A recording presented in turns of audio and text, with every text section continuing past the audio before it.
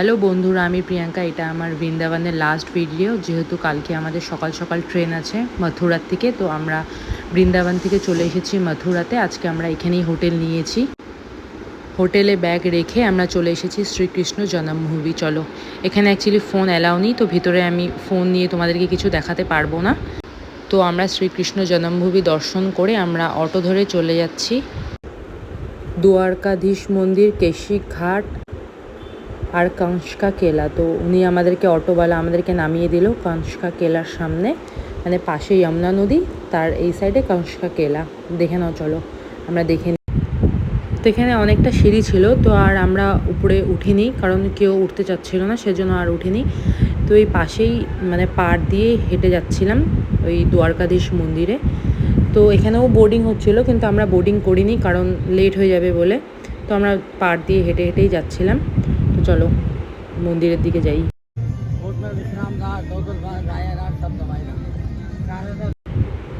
তো আমরা মন্দিরের বাইরে চলে এসেছি। এখানে বাইরে আমরা জুতো রেখে মন্দিরের ভিতরে ঢুকে যাচ্ছি। দেখো বাইরেটা খুবই সুন্দর।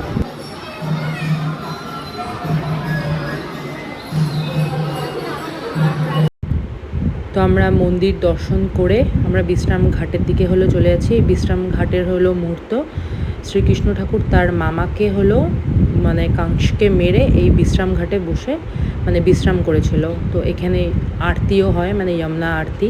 তো চলো আমরা সবাই যমুনা আরতিটা দেখে নিই। আমি গঙ্গা আরতি তো দেখেছি, কিন্তু যমুনা আরতি দেখিনি। এই বিশ্রাম ঘাটেই নাকি আরতি হয়। তো আমরা সবাইকে জিজ্ঞেস করে করে কোথায় আরতিটা হয়। তো আমরা মেন যেখানে আরতি হয় সেখানে চলে আসলাম। এখানেও সেম বোর্ডিং। তো আর আমরা বোর্ডিং মানে করিনি। তো আমরা এখানেই বসেছিলাম, ওয়েট করছিলাম যে কখন আরতিটা হবে। শুনলাম 6টার দিকে।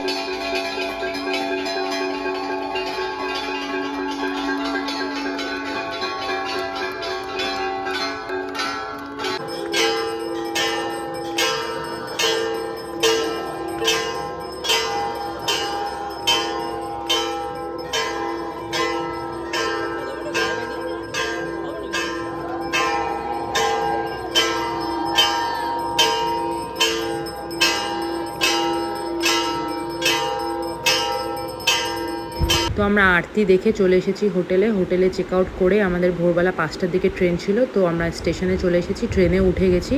তো আমার ভিডিও পুরো বৃন্দাবনের এখানেই শেষ। তোমাদের যদি ভালো লেগে থাকে লাইক, কমেন্ট, সাবস্ক্রাইব করে দিও। আর সবাই ভালো থেকো। টাটা।